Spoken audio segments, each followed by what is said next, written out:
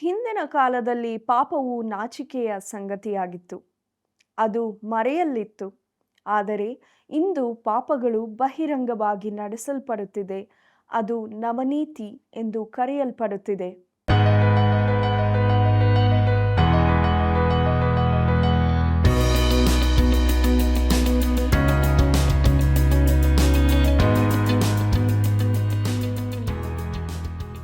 ಆತ್ಮೀಯ ಸಹೋದರ ಸಹೋದರಿಯರೇ, ದೈವಾನ್ವೇಷಣೆ ಸತ್ಯವೇದ ಅಧ್ಯಯನ ಕಾರ್ಯಕ್ರಮಕ್ಕೆ ಪ್ರೀತಿಯ ಸುಸ್ವಾಗತ.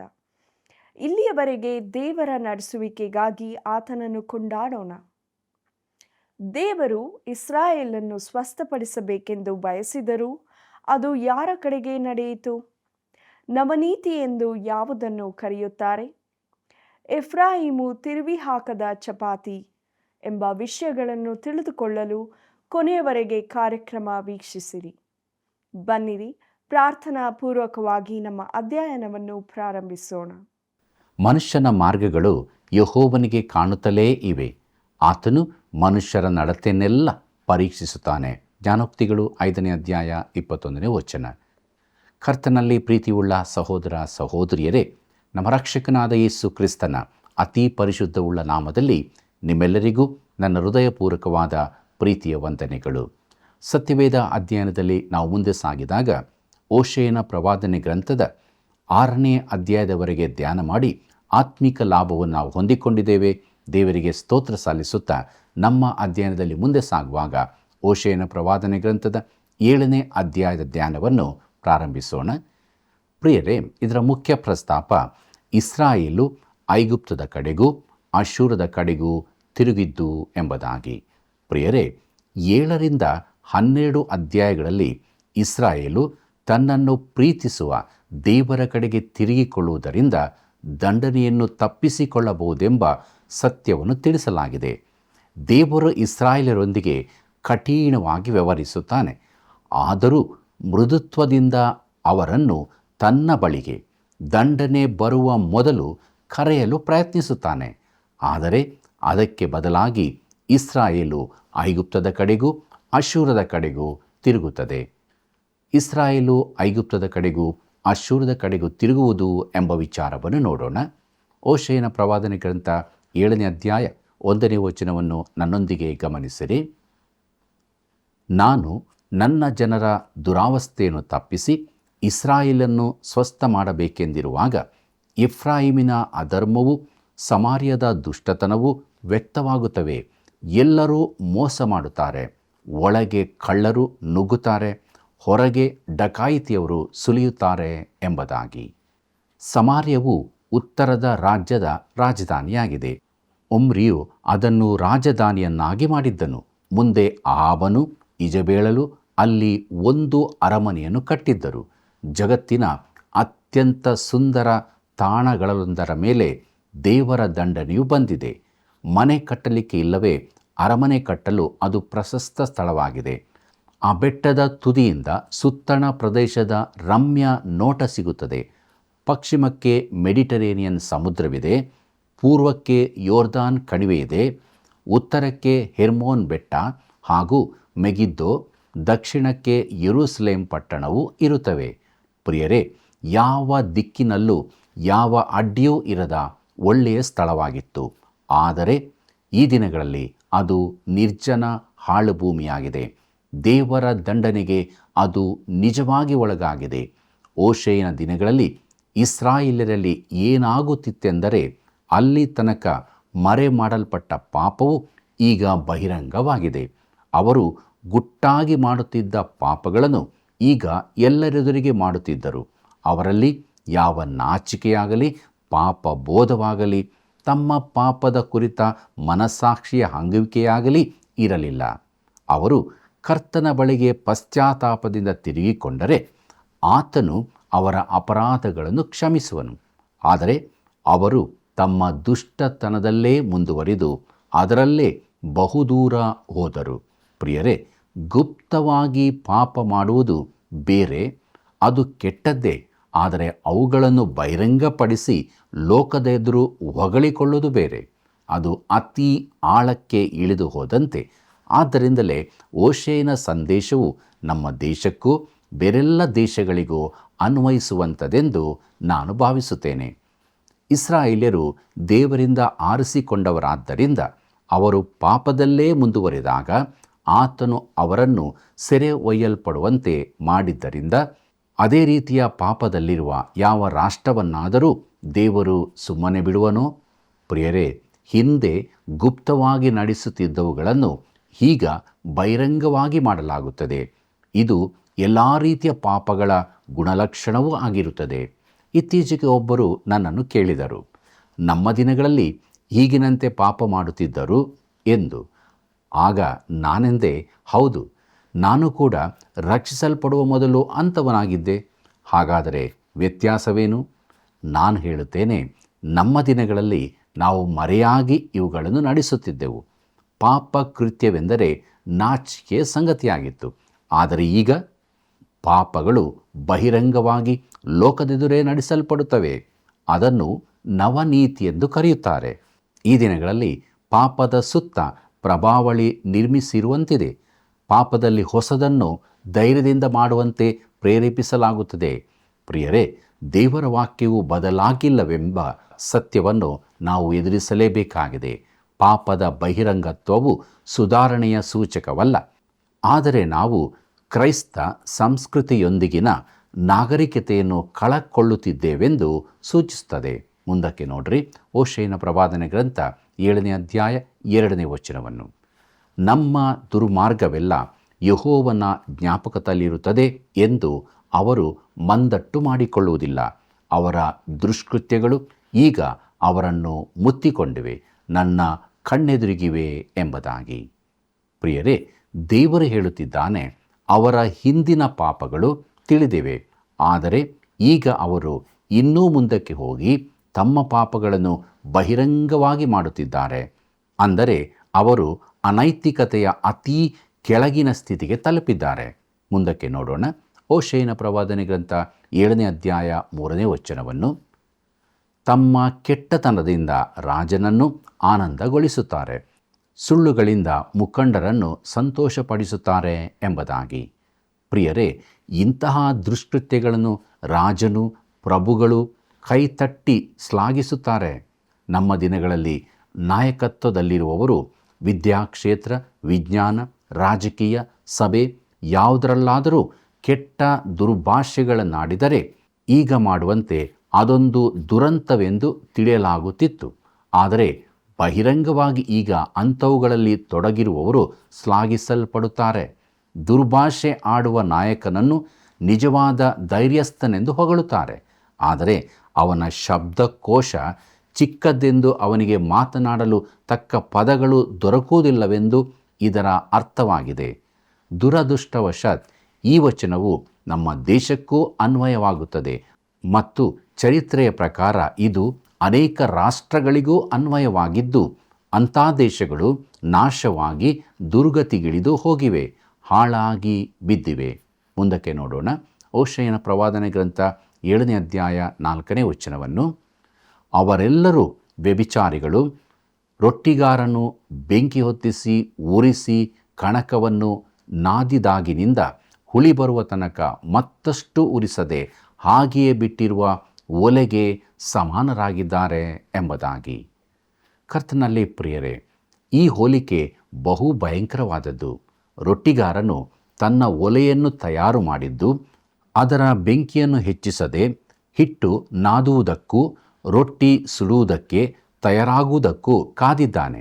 ಇಲ್ಲಿ ದೇವರು ಆತ್ಮಿಕ ವ್ಯಭಿಚಾರದ ವಿಚಾರ ಮಾತನಾಡುತ್ತಿಲ್ಲ, ಆದರೆ ಅನೈತಿಕತೆ ಕುರಿತು ಹೇಳುತ್ತಿದ್ದಾನೆ. ಅವರು ತಮ್ಮ ಪಾಪಗಳನ್ನು ಮೊದಲು ಮರೆಯಾಗಿರಿಸಿದ್ದರು, ಆದರೆ ಈಗ ತೆರೆದ ಒಲೆಯಂತೆ ಎಲ್ಲವೂ ಬಹಿರಂಗವಾಗಿದೆ. ಆಧುನಿಕ ಕಾಲದಲ್ಲಿ ಲೈಂಗಿಕ ಪಾಪಗಳು ಬಹಿರಂಗವಾಗಿ ಎಗ್ಗಿಲ್ಲದೆ ನಡೆಯುತ್ತವೆ. ಓಶೇಯನ ಪ್ರವಾದನೆ ಗ್ರಂಥ 7ನೇ ಅಧ್ಯಾಯ 5ನೇ ವಚನವನ್ನು ಗಮನಿಸಿರಿ. ನಮ್ಮ ರಾಜನ ವರ್ಧಂತಿಯ ದಿನದಲ್ಲಿ ದ್ರಾಕ್ಷಾರಸದ ಉಷ್ಣವು ದೇಶಾಧಿಪತಿಗಳ ತಲೆಗೇರಲು ಆರಂಭವಾಯಿತು. ರಾಜನು ಆ ತುಂಟರ ಕೈಯ ಮೇಲೆ ಕೈ ಹಾಕಿದನು ಎಂಬುದಾಗಿ. ಪ್ರಿಯರೇ, ಅರಸನು ಅಮಲುಕೋರನಾಗಿದ್ದನು. ಅವನು ಹಾಸ್ಯಾಸ್ಪದನಾಗಿ ನಡಕೊಳ್ಳುತ್ತಿದ್ದನು. ನಾವು ಇದನ್ನು ಮೊದಲೇ ಹೇಳಿದ್ದೆವು, ಆದರೂ ಅದನ್ನು ತಿರುಗಿ ನೆನಪಿಸಿಕೊಳ್ಳುವುದು ಒಳ್ಳೆಯದು. ಉತ್ತರದ ರಾಜ್ಯದ ಅವನತಿಗೆ ಕಾರಣವೇನು? ಅದು ವಿಗ್ರಹಾರಾಧನೆ, ದೇವರಿಂದ ದೂರ ಹೋಗುವಂಥದ್ದು. ಅದರಿಂದಾಗಿ ಯಾವಾಗಲೂ ನೈತಿಕ ಅಧಪತನವು ಹುಟ್ಟುತ್ತದೆ. ಉತ್ತರದ ರಾಜ್ಯದವರು ದ್ರಾಕ್ಷಾರಸ, ಸ್ತ್ರೀಯರು, ವ್ಯಭಿಚಾರ, ಲೈಂಗಿಕತೆಗಳಲ್ಲಿ ಮುಳುಗಿ ಹೋದರು. ನಾನು ವಿಪರೀತ ವ್ಯಕ್ತಿ ಎಂದು ಭಾವಿಸುವುದಾದರೆ ನಿಮ್ಮನ್ನೊಂದು ನೇರ ಪ್ರಶ್ನೆ ಕೇಳಲೋ? ಪ್ರಿಯ ಮಿತ್ರನೇ, ನೀನು ನಿನ್ನ ಸುತ್ತಲೂ ನೋಡುವಾಗ ಎಲ್ಲ ಸ್ತರಗಳಲ್ಲಿರುವ ಸ್ತ್ರೀ ಪುರುಷರ ಮುಖ್ಯ ಕೆಲಸ ಯಾವುದಾಗಿರುತ್ತದೆ? ಅದು ಅಮಲು ದ್ರವ್ಯಕ್ಕೆ ಇಲ್ಲವೇ ಲೈಂಗಿಕ ಸಂಗತಿಗಳಿಗೆ ಸಂಬಂಧ ಉಳ್ಳದ್ದಾಗಿರುವುದಲ್ಲವೇ? ನಮ್ಮ ಈಗಿನ ನಾಗರಿಕತೆಯಲ್ಲಿ ಈ ಎರಡು ವಿಚಾರಗಳು ಪ್ರಾಮುಖ್ಯತೆ ಹೊಂದಿದವುಗಳಾಗಿಲ್ಲವೇ? ನಮ್ಮ ದೇಶದಲ್ಲಿ ಈ ಸಂಗತಿಗಳು ಎಲ್ಲರಿಗೂ ಕಾಣುವ ರೀತಿಯಲ್ಲಿ ನಡೆಯುತ್ತಿಲ್ಲವೇ? ಪ್ರಿಯರೇ, ಇಸ್ರಾಯೇಲರಲ್ಲಿ ಈ ಪಾಪಗಳು ಬಹಿರಂಗವಾಗಿ ನಡೆಸಲ್ಪಡುತ್ತಿರುವಾಗ ದೇವರು ತಾನು ಈಗ ಕಾರ್ಯ ನಡೆಸಬೇಕಾಗಿದೆ ಎಂದು ದಂಡನೆಗೆ ಮುಂದಾಗಬೇಕೆಂದು ಹೇಳುತ್ತಿದ್ದಾನೆ. ಹೋಶೇಯನ ಪ್ರವಾದನೆ ಗ್ರಂಥ 7ನೇ ಅಧ್ಯಾಯ 6ನೇ ವಚನವನ್ನು ಗಮನಿಸಿರಿ. ಅವರು ವಂಚಿಕೊಂಡಿರುವಾಗ ಆಹಾ, ತಮ್ಮ ಹೃದಯವನ್ನು ಒಲೆಯಂತೆ ಸಿದ್ಧ ಮಾಡುತ್ತಾರೆ. ಅವರ ರೋಷಾಗ್ನಿಯು ರಾತ್ರಿಯೆಲ್ಲ ಹೊತ್ತಿಕೊಂಡೇ ಇರುತ್ತದೆ, ಬೆಳಿಗ್ಗೆ ದಗದಗನೆ ಉರಿಯುತ್ತದೆ ಎಂಬುದಾಗಿ. ಪ್ರಿಯರೇ, ಮನುಷ್ಯರ ಭಾವನೆಗಳನ್ನು ಕೆರಳಿಸುವುದಕ್ಕೆ ಬೇಕಾದದ್ದೆಲ್ಲ ನಡೆಸಲ್ಪಡುತ್ತದೆ. ನಮ್ಮ ಕಾಲದಲ್ಲಿ ಅಶ್ಲೀಲ ಸಾಹಿತ್ಯದ ಕುರಿತು ಹೀಗೆ ವಾದಿಸುತ್ತಿದ್ದರು. ನಾವು ಪ್ರಬುದ್ಧರಾಗಿದ್ದೇವೆ, ಆದ್ದರಿಂದ ಏನನ್ನು ನೋಡಬೇಕು, ಏನನ್ನು ಕೇಳಬೇಕು ಎಂಬ ಸ್ವಾತಂತ್ರ್ಯವು ನಮಗಿರಬೇಕು ಎಂದು. ಆದರೆ ನಾವು ತಿರುಗಿದ ಕಡೆಯಲ್ಲೆಲ್ಲ ಅಸಹ್ಯ ಸಂಗತಿಗಳೇ ತುಂಬಿರುವಾಗ ನಮಗೆ ಕೇಳುವ ಇಲ್ಲವೇ ನೋಡುವ ಆಯ್ಕೆಯ ಸ್ವಾತಂತ್ರ್ಯವೇ ಇರುವುದಿಲ್ಲ. ದೂರದರ್ಶನದಲ್ಲಾಗಲಿ ಜಾಹೀರಾತುಗಳಲ್ಲಾಗಲಿ ನಮಗೆ ಬೇಕಾದದ್ದನ್ನು ಆಯ್ಕೆ ಮಾಡುವ ಸ್ವಾತಂತ್ರ್ಯವೇ ಇರುವುದಿಲ್ಲ. ಈಗ ನಮಗೆ ತೋರಿಸಲ್ಪಡುವುದಕ್ಕಿಂತ ಎಷ್ಟೋ ಉತ್ತಮ ಸಂಗತಿಗಳನ್ನು ಎಷ್ಟೋ ಮಂದಿ ನೋಡಲಿಚ್ಛಿಸುತ್ತಾರೆ. ಆದರೆ ಬೇರೆಯವರಿಗೆ ಬೇಕಾಗಿದೆ ಎಂಬ ಕಾರಣಕ್ಕಾಗಿ ಈ ಸ್ವಾತಂತ್ರ್ಯವು ಮೊಟಕುಗೊಳಿಸಲ್ಪಟ್ಟಿರುತ್ತದೆ. ಮುಂದಕ್ಕೆ ನೋಡೋಣ. ಹೋಶೇಯನ ಪ್ರವಾದನೆ ಗ್ರಂಥ 7ನೇ ಅಧ್ಯಾಯ 7ನೇ ವಚನವನ್ನು. ಎಲ್ಲರೂ ಒಲೆಯಂತೆ ಝಳವೇರಿ ತಮ್ಮ ನ್ಯಾಯಾಧೀಶರನ್ನು ನುಂಗಿಬಿಡುತ್ತಾರೆ. ಅವರ ಸಕಲ ರಾಜರು ಬಿದ್ದಿರುತ್ತಾರೆ. ಅವರೊಳಗೆ ನನ್ನನ್ನು ಪ್ರಾರ್ಥಿಸುವವರೇ ಇಲ್ಲ ಎಂಬುದಾಗಿ. ಕರ್ತನಲ್ಲಿ ಪ್ರಿಯರೇ, ಅವರ ಸಕಲ ರಾಜರು ಬಿದ್ದಿರುತ್ತಾರೆ ಎಂಬುದಾಗಿ ನೋಡುವಾಗ ಉತ್ತರ ರಾಜ್ಯದಲ್ಲಿ ಒಬ್ಬರೂ ಒಳ್ಳೆಯ ರಾಜರಿರಲಿಲ್ಲ. ನೀವು ಚರಿತ್ರೆಯ ಪುಸ್ತಕಗಳನ್ನು ನೋಡುವುದಾದರೆ ಅದರಲ್ಲಿ ಇಸ್ರಾಯೇಲಿನ ಹಾಗೂ ಯಹೂದದ ರಾಜರುಗಳ ಪಟ್ಟಿಯೇ ನೋಡಿದಾಗ ಯಹೂದದ ರಾಜರಲ್ಲಿ ಕೆಲವೇ ಮಂದಿ ಒಳ್ಳೆಯವರಿದ್ದರೆಂದು ತಿಳಿದು ಬರುತ್ತದೆ. ಅವರಲ್ಲಿ 5 ಮಂದಿ ಮಾತ್ರ ಭಕ್ತಿ ಪುನರುಜ್ಜೀವನಕ್ಕೆ ಕಾರಣರಾದವರಿದ್ದರು. ಆದರೆ ಉತ್ತರದ ರಾಜ್ಯದಲ್ಲಿ ಯಾರೂ ಒಳ್ಳೆಯ ರಾಜನಿರಲಿಲ್ಲ. ಪ್ರತಿಯೊಬ್ಬ ರಾಜನು ದುಷ್ಟನೇ ಆಗಿದ್ದನು. ಅಹಾಬನು, ಇಜಬೇಲರು ಅವರಲ್ಲಿ ಅತ್ಯಂತ ದುಷ್ಟರಾಗಿದ್ದರು. ಬೇರೆ ಕೆಲವರು ಅವರಷ್ಟೇ ದುಷ್ಟರು ಇದ್ದರು. ಉತ್ತರ ರಾಜ್ಯದ ಅನೇಕ ರಾಜರುಗಳು ಕೊಲ್ಲಲ್ಪಟ್ಟಿದ್ದರು. ಅವರಲ್ಲಿನ ಸ್ವಲ್ಪ ಕಾಲದ ಚರಿತ್ರೆಯಲ್ಲಿಯೇ 9 ಮಂದಿಯ ವಂಶ ಬದಲಾವಣೆಯಾಗಿತ್ತು. ಉತ್ತರದ ರಾಜ್ಯ ಅರಸನಾದ ಯಾರೊಬ್ಬಾಮನೊಂದಿಗೆ ಆರಂಭಗೊಂಡಿತು. ಆದರೆ ಹೆಚ್ಚು ಕಾಲವಾಗದೆ ಅವನ ಸಂತತಿಯು ಕೊಲೆಯಲ್ಲಿ ಕೊನೆಗೊಳ್ಳುತ್ತದೆ. ಇನ್ನೊಂದು ವಂಶದ ಅರಸುತನ ಆರಂಭಗೊಂಡಿತು. ಅದೂ ಕೂಡ ಹೆಚ್ಚು ಮುಂದೆ ಹೋಗದೆ ಕೊಲೆಯಲ್ಲಿ ಕೊನೆಗೊಳ್ಳುತ್ತದೆ. ಅನೇಕ ರಾಜರು ಅಲ್ಪ ಕಾಲಾವಧಿಗೆ ಮಾತ್ರ ರಾಜರಾಗಿದ್ದರು. ಹೆಚ್ಚಿನವರ ಮಕ್ಕಳು ಅರಸರಾಗಿರಲಿಲ್ಲ. ಅದು ಅವರ ಮೇಲಿದ್ದ ದೇವರ ದಂಡನೆಯಾಗಿತ್ತು. ದೇವರು ದಾವೀದನನ್ನು ಆರಿಸಿಕೊಂಡು ಅವನ ಸಂತತಿಯನ್ನು ಆಶೀರ್ವದಿಸುತ್ತೇನೆಂದು ಹೇಳಿದ್ದನು. ಆದರೆ ರಾಜ್ಯ ವಿಭಾಗವಾದ ಬಳಿಕ ಉತ್ತರ ರಾಜ್ಯದ ಅರಸರಿಗೆ ಈ ವಾಗ್ದಾನ ಕೊಡಲ್ಪಟ್ಟಿರಲಿಲ್ಲ. ಮುಂದಕ್ಕೆ ನೋಡೋಣ. ಹೋಶೇಯನ ಪ್ರವಾದನೆ ಗ್ರಂಥ 7ನೇ ಅಧ್ಯಾಯ 8ನೇ ವಚನವನ್ನು. ಎಫ್ರಾಯಿಮು ಜನಾಂಗಗಳಲ್ಲಿ ಕಲಿತುಕೊಳ್ಳುತ್ತದೆ, ಎಫ್ರಾಯಿಮು ತಿರುವಿ ಹಾಕದ ಚಪಾತಿ ಎಂಬುದಾಗಿ. ಕರ್ತನಲ್ಲಿ ಪ್ರಿಯರೇ, ಎಫ್ರಾಯಿಮು ಜನಾಂಗಗಳಲ್ಲಿ ಕಲಿತುಕೊಳ್ಳುತ್ತದೆ ಎಂಬುದಾಗಿ ನೋಡುವಾಗ ದೇವರು ಮಿಶ್ರ ಜನಾಂಗದಲ್ಲಿ ಇಷ್ಟಪಡುವವನಲ್ಲ. ನೀವು ಇದನ್ನು ಗಮನಿಸಿದ್ದೀರಾ? ತನ್ನ ಮಕ್ಕಳು ತನ್ನವರೊಂದಿಗೇ ಉಳಿಯಬೇಕೆಂದು ಆತನು ಬಯಸುತ್ತಾನೆ. ಎಫ್ರಾಯಿಮು ತಿರುವಿ ಹಾಕದ ಚಪಾತಿ ಅಂದರೆ ಇಲ್ಲಿಯೂ ಒಂದು ಮನೆಯಲ್ಲಿನ ಉಪಮಾನವನ್ನು ಕಾಣುತ್ತೇವೆ. ಓಶೇಯನ ಪುಸ್ತಕದಲ್ಲಿ ಇಂತಹ ಅನೇಕ ಉಪಮಾನಗಳಿರುತ್ತವೆ. ಇದರ ಅರ್ಥವೇನು? ಆ ದಿನಗಳಲ್ಲಿ ಒಲೆಯ ಮೇಲೆ ತವವನ್ನಿಟ್ಟು ನಿಮ್ಮ ದೋಸೆಯಂತಹ ತಿಂಡಿಯನ್ನು ಮಾಡುತ್ತಿದ್ದರು. ಈಗಲೂ ಅಲ್ಲಿ ಇದನ್ನು ಮಾಡುತ್ತಾರೆ. ಈ ರೀತಿ ಮಾಡುವಾಗ ದೋಸೆಯನ್ನು ಮಗುಚಿ ಹಾಕದಿದ್ದರೆ ಅದು ಒಂದು ಬದಿ ಮಾತ್ರ ಕಾದಿದ್ದು ಇನ್ನೊಂದು ಬದಿ ಹಾಗೇ ಇರುತ್ತದೆ. ಇದು ಎಫ್ರಾಯಿಮಿನ ಚಿತ್ರಣವಾಗಿದೆ. ಒಂದು ಬದಿ ಬೆಂದಿದ್ದು ಇನ್ನೊಂದು ಬದಿ ಹಸಿಯಾಗಿಯೇ ಇರುತ್ತದೆ. ಪ್ರಿಯರೇ, ದೇವರ ಕಡೆಗಿನ ಇಸ್ರಾಯೇಲ್ಯರ ದೃಷ್ಟಿಕೋನ ಇದೇ ರೀತಿಯದಾಗಿತ್ತು. ಒಂದು ಹಾಸ್ಯಕರ ಕತೆ ಹೀಗಿದೆ. ಏನೆಂದರೆ, ಒಬ್ಬನು ಕಾಡಿನಲ್ಲಿ ಸುತ್ತಾಡುತ್ತಾ ಅಲ್ಲಿದ್ದ ಒಂದು ಗುಡಿಸಲಿನ ಬಳಿಗೆ ಬಂದನು. ಆ ಗುಡಿಸಲಿನಲ್ಲಿದ್ದವನು ಇವನನ್ನು ತನ್ನ ಮನೆಯೊಳಕ್ಕೆ ಕರೆದನು. ಚಳಿಯಿಂದಿದ್ದ ಆ ವ್ಯಕ್ತಿ ಒಳಗೆ ಬಂದಾಗ ಅವನು ತನ್ನ ಕೈಗಳಿಗೆ ಗಾಳಿ ಊದತೊಡಗಿದನು. ಆಗ ಆಗಂತುಕನನ್ನು, ನೀನ್ಯಾಕೆ ಕೈಗಳನ್ನು ಊದಿಕೊಳ್ಳುತ್ತಿದ್ದೀ ಎಂದನು. ಕೈ ಬಿಸಿ ಮಾಡಲು ಎಂದು ಅವನೆಂದನು. ಆಗ ಆ ಮನೆಯವನು ಅತಿಥಿಗೆ ಒಂದು ಪಾತ್ರೆಯಲ್ಲಿ ಸೂಪ್ ಕೊಟ್ಟನು. ಆಗಂತುಕನು ಸೂಪಿಗೆ ಗಾಳಿ ಊದತೊಡಗಿದನು. ನೀನೇಕೆ ಹಾಗೆ ಊದುತ್ತೀ ಎಂದಾಗ, ಅದನ್ನು ತಣ್ಣಗೆ ಮಾಡಲು ಎಂದನು. ಆಗ ಮನೆಯವನು ಹೊರಗೆ ಓಡುತ್ತಾ, ತಣ್ಣಗೆ ಬಿಸಿ ಇರುವವರ ಜೊತೆ ನಾನಿರಲಾರೆ ಎಂದು ಹೇಳಿದನು. ಪ್ರಿಯರೇ, ಕ್ರೈಸ್ತತ್ವದ ವಿಚಾರ ನೋಡುವಾಗ ಅನೇಕರು ಈ ರೀತಿಯವರಾಗಿರುತ್ತಾರೆ. ಒಂದು ಗುಂಪಿನಲ್ಲಿ ಅವರು ಬಿಸಿಯಾಗಿರುತ್ತಾರೆ, ಇನ್ನೊಂದು ಗುಂಪಿನಲ್ಲಿ ತಣ್ಣಗೆ ಇರುತ್ತಾರೆ. ಅವರು ಎಫ್ರಾಯಿಮಿನಂತಿದ್ದಾರೆ, ಮಗುಚಿ ಹಾಕದ ಚಪಾತಿಯಂತೆ. ಮುಂದಕ್ಕೆ ನೋಡೋಣ. ಓಶೇಯನ ಪ್ರವಾದನೆ ಗ್ರಂಥ 7ನೇ ಅಧ್ಯಾಯ 9ನೇ ವಚನದಿಂದ 11ನೇ ವಚನದವರೆಗೆ. ಅನ್ಯರು ಅದರ ಶಕ್ತಿಯನ್ನು ಹೀರಿಬಿಟ್ಟಿದ್ದರೂ ಅದಕ್ಕೆ ತಿಳಿಯದು. ಅದರ ತಲೆಯ ಮೇಲೆ ಅಲ್ಲಲ್ಲಿ ನರೆಯೂ ಕಾಣಿಸಿದರೂ ಅದಕ್ಕೆ ಗೊತ್ತಿಲ್ಲ. ಇಸ್ರಾಯೇಲಿಗೆ ಅದರ ಹೆಮ್ಮೆಯೇ ವಿರುದ್ಧ ಸಾಕ್ಷಿಯಾಗಿದೆ. ಇದೆಲ್ಲ ಸಂಭವಿಸಿದರೂ ಅದು ತನ್ನ ದೇವರಾದ ಯೆಹೋವನ ಕಡೆಗೆ ತಿರುಗಿಕೊಳ್ಳಲಿಲ್ಲ, ಆತನನ್ನು ಆಶ್ರಯಿಸಲಿಲ್ಲ. ಎಫ್ರಾಯಿಮು ಬುದ್ಧಿ ವಿವೇಕಗಳಿಲ್ಲದ ಪಾರಿವಾಳದಂತಿದೆ. ಅದರ ಜನರು ಐಗುಪ್ತವನ್ನು ಕೂಗುತ್ತಾರೆ, ಅಶ್ಶೂರಕ್ಕೆ ಹೊರಡುತ್ತಾರೆ. ಇದು ಇನ್ನೊಂದು ಆಸಕ್ತಿಕರವಾದ ಉದಾಹರಣೆಯಾಗಿದೆ. ಪ್ರಿಯರೇ, ಪಾರಿವಾಳಗಳ ಬೇಟೆಯ ಪರಿಚಯ ನಿಮಗಿದೆಯೋ? ಪಾರಿವಾಳವು ಗೂಡಿನಲ್ಲಿ ಮೊಟ್ಟೆ ಇಲ್ಲವೇ ಮರಿಗಳೊಂದಿಗೆ ಇರುವುದಾದರೆ ತನ್ನ ರೆಕ್ಕೆ ಮುರಿದಿದೆಯೋ ಎಂಬಂತೆ ನಟಿಸಿ ನೀವು ಸಮೀಪಕ್ಕೆ ಬರುವ ತನಕ ಸುಮ್ಮನಿರುತ್ತದೆ. ಬಳಿಕ ನಿಮ್ಮನ್ನು ತನ್ನ ಗೂಡಿನಿಂದ ದೂರಕ್ಕೆ ಬರುವ ಹಾಗೆ ಹಾರುತ್ತದೆ. ಆದರೆ ಇದೊಂದು ಅಷ್ಟು ಬುದ್ಧಿವಂತಿಕೆಯ ಕಾರ್ಯವಲ್ಲ. ಅದು ನಿಮ್ಮನ್ನು ಅಷ್ಟು ಸಮೀಪಕ್ಕೆ ಬರುವುದಕ್ಕೆ ಬಿಟ್ಟಿತೆಂದರೆ ಅಲ್ಲಿ ಒಂದು ಗೂಡಿದೆ ಎಂಬುದನ್ನು ನೀವು ತಿಳಿಯುತ್ತೀರಿ. ಮಾತ್ರವಲ್ಲ, ಅದು ತನ್ನ ಪ್ರಾಣಕ್ಕೆ ಅಪಾಯ ತಂದೊಡ್ಡುತ್ತದೆ. ಎಫ್ರಾಯಿಮನ್ನು ನೋಡಿರಿ, ಆಕೆ ದೇವರ ಬಳಿಗೆ ಸಹಾಯಕ್ಕಾಗಿ ಹೋಗಲು ನಿರಾಕರಿಸಿದಳು. ಆದ್ದರಿಂದ ಮೊದಲು ಸಹಾಯಕ್ಕಾಗಿ ಐಗುಪ್ತದ ಬಳಿಗೆ ಓಡಿದಳು. ಐಗುಪ್ತವು ಆಕೆ ಬಯಸಿದ ಸಹಾಯ ಕೊಡದಿದ್ದಾಗ ಆಕೆ ಅಶ್ಶೂರದ ಬಳಿಗೆ ಹೋಗಿ ಸಹಾಯ ಬೇಡಿದಳು. ಆಕೆ ಬುದ್ಧಿಹೀನ ಪಾರಿವಾಳದಂತೆ ಹಿಂದೆ ಮುಂದೆ ಓಡಾಡುತ್ತಿದ್ದಳು. ಎಂಥ ಚಿತ್ರಣ! ಮುಂದಕ್ಕೆ ನೋಡೋಣ. ಓಶೇಯನ ಪ್ರವಾದನೆ ಗ್ರಂಥ 7ನೇ ಅಧ್ಯಾಯ 12ನೇ ವಚನವನ್ನು. ಹೊರಟ ಕೂಡಲೇ ಅವರ ಮೇಲೆ ನನ್ನ ಬಲೆಯನ್ನು ಬೀಸಿ ಆಕಾಶದ ಪಕ್ಷಿಗಳ ಹಾಗೆ ಅವರನ್ನು ಕೆಳಕ್ಕೆ ಎಳೆಯುವೆನು.